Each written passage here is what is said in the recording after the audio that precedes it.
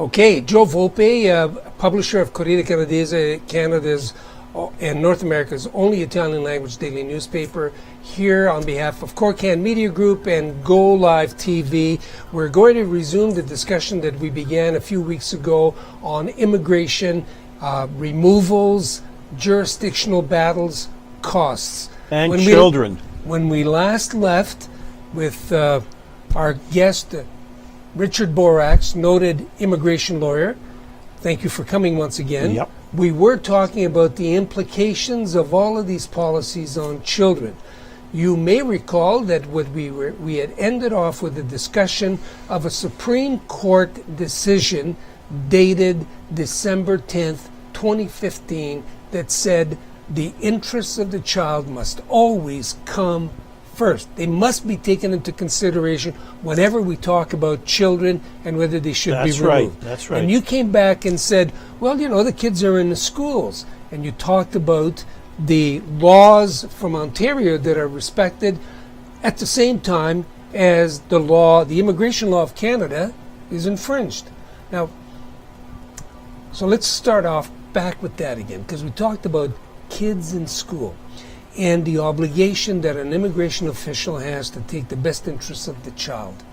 The province acts that way, doesn't it? Well, that today let's talk about the reality of the province and how Ottawa is not just ignoring but abusing the province. As we indicated before, provincial law demands that the minister and that school officials and teachers must allow kids into the school, even if the kids' parents are undocumented. They're working illegally. So that's the Ontario Education Act. It says that's right. School boards, teachers are obliged to educate these children. It doesn't matter where they come from. Once they're here, they've got to go to school. Yeah, no, that's the law. And the reality was Ontario took the courageous step and ignored federal law, broke federal law, and said the kids have a right to go to school, even though Ottawa says no. So that's the reality and the law. But Ottawa doesn't say that they can't go to school. Ottawa just simply says, you know what, the parents aren't allowed to be here. No, Joe. The law says that no kid can go to school if he doesn't have status in this country, cannot go to school without a student visa. And so that's where our problems began. And you and I disagreed on some of this because you have border crossers. We talked about this earlier, but people who are seeking asylum from the United States. Those asylum folks, they get a student visa. If you walk into Canada, declare refugee status, whether you're bogus or not, you have a right under federal law to a student permit. But if you're working and paying taxes and you're not on welfare, you don't have the right for a student visa. Let me get this straight now. Yeah. Now I used to be in the business. Yeah. Okay? My condolences. Thanks a lot. But what you're telling me right now is all those illegal border crossers. Yeah. The moment they cross over, they get the opportunity to send their kids to school. Ontario law, at the same time, as you put it, requires every child that's here to go to school. Yeah, because Ottawa says, well, in 1952, Canada signed a convention on refugees, and under international law, if somebody comes into Canada, uses the magic word refugee, Ottawa right away, not the province, Ottawa demands they go to school, they get social assistance, and whatever they want. But if you're a working person, you're not covered by any international convention, you're covered by federal law and provincial law, and Ottawa says those kids cannot go to school unless we, Ottawa, give a student visa, and we ain't giving student visas. Well, the irony of all of this, Richard, is that, I hope you don't mind me calling you Richard, but the irony of My wife calls me worse. She probably knows you better. Yeah, absolutely, unfortunately. The irony of all of this is that it's Trump who has raised the stakes in this debate when he separated kids from their families. Well, let me tell you, I'm a fan of Donald Trump's when it comes to immigration. You know why? Trump and the Americans. To ask. Well, let me tell you, at least they admit there's a problem, they fight about their problem, they argue about their problem, and they then look for solutions to their problem. In Canada, we sweep it under the carpet. percentage-wise, we have the same number of illegal kids and illegal workers in Canada as they do in the States. In America, they fight it out, they duke it out, and they come to the conclusions. Up here, everybody, it would appear, all businesses in the GTA, most families, one way or the other, they are using or they have illegal worker employees. So let me interrupt And we you there. ignore the issue. Ottawa won't even admit there's a situation So, here. You know, not having a public debate is not the same as not addressing the issue. You just In this country, we do neither. well, you know, but you've just admitted that the province of Ontario says every kid's got to go to school.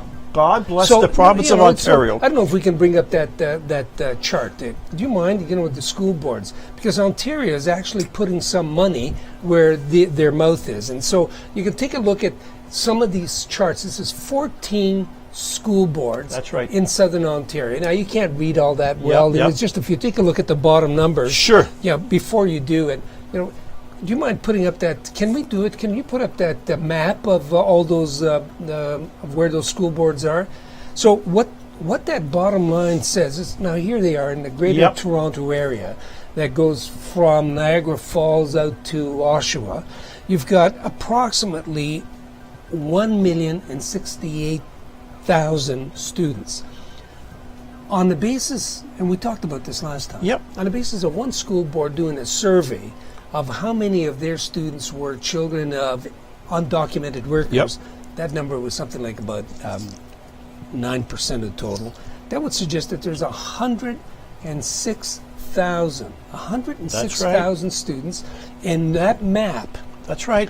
who shouldn't be here. That's right. So, you know, my point to you is the province of Ontario is actually doing something. The Ontario taxpayer is forking over $1 billion a year, close to $1.25 billion a year of your tax dollars. You're basing that number on the student needs, the grants for student needs. That's that right, the province 12,000. hands out. That's right. $12,300. That's right.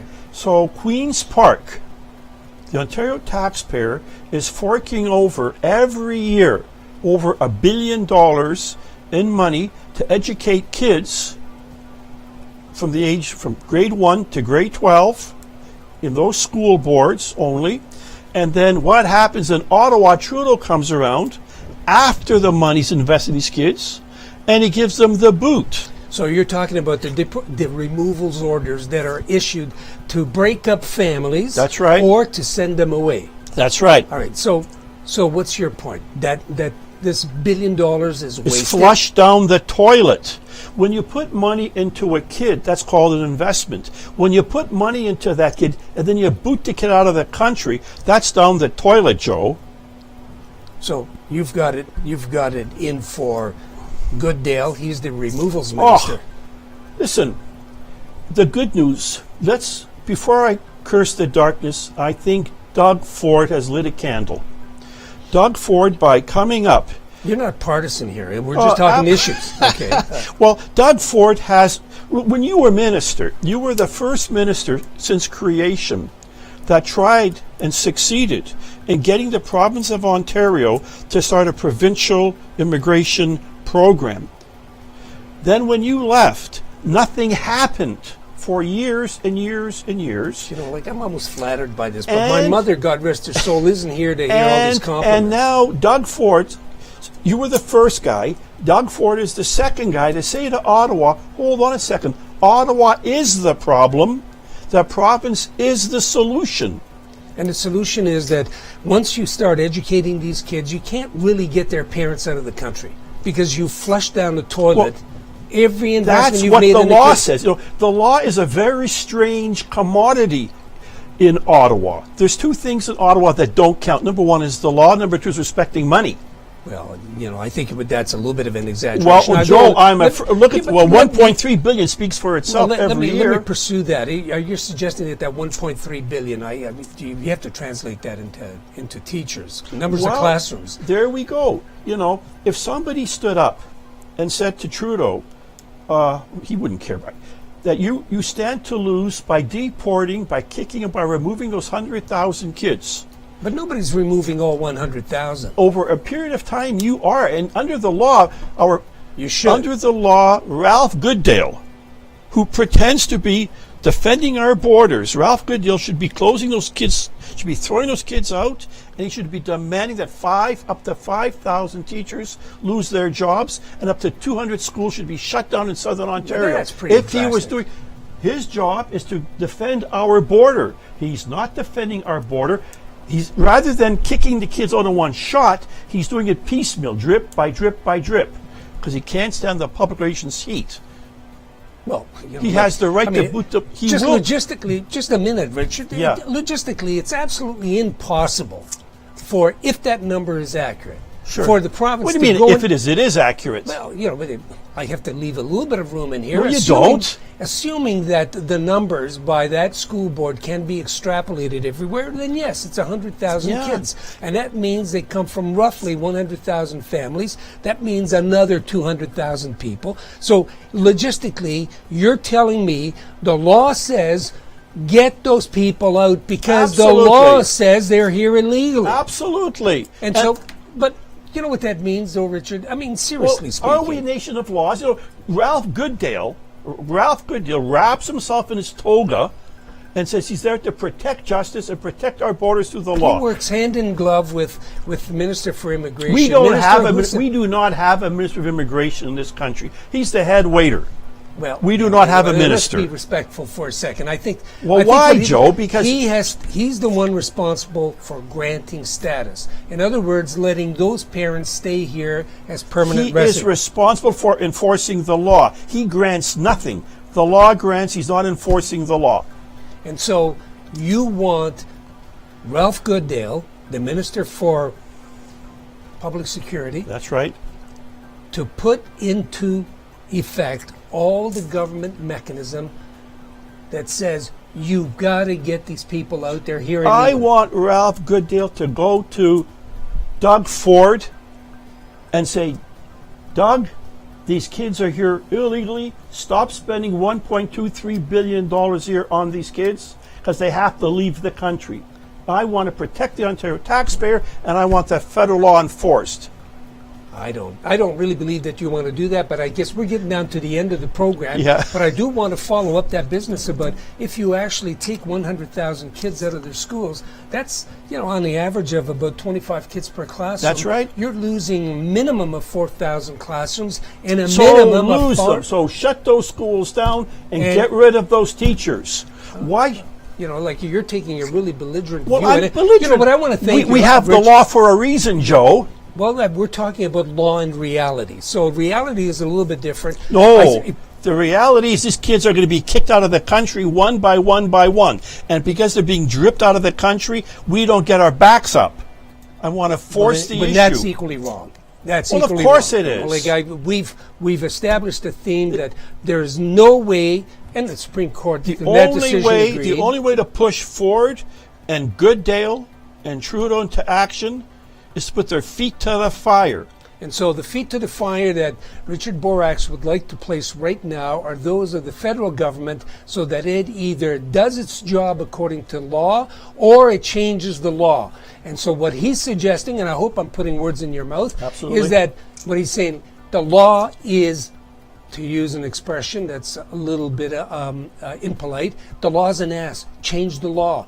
Change No. the ministers. The Change law the is ministers. good. The law is good, Joe. I didn't Well, call the you law know on that. The law is perfect. The law works. says that you've got to get rid of the numbers that I just used Well, for you. For we a have a moment. choice. And just the kids in education, hold on, don't use up all of our time Okay. because I'd like to invite you back to talk about the Don't larger get rid of the consequences. kids. Get rid of Hussen, get rid of Goodale, and get rid of Trudeau. So I'm glad that there isn't an election coming up soon because we probably get into that. And I'm wondering whether you can bring up this one here, that little item. I'd like to put that up because there's an undocumented workers committee. I'd like to do a shout out for them. What they're doing is they're putting together a lunch. What's that? On September the 9th. And we'd like to get everybody involved. Yep. And I think they should be involved because otherwise Good what's going to people. happen is that they're going to what they'd like to do is they'd like to bring to the attention of the ministers we mentioned that we have to stop deporting children. And if you do that, you have good law, even if the law says that you must. So that's why I said none of this. I'm not for deporting those kids. Not individually and not collectively. Until next time, this is Joe Volpe, the publisher of the Corriere Canadese and a spokesperson for Corcan Media Group and Go Live TV, inviting you to join us again on Law and Reality with Richard Borax. I hope you catch us on all the social media. You'll certainly be able to read some of our commentary on Corriere Canadese. And until the next time, good luck. Thank you very much.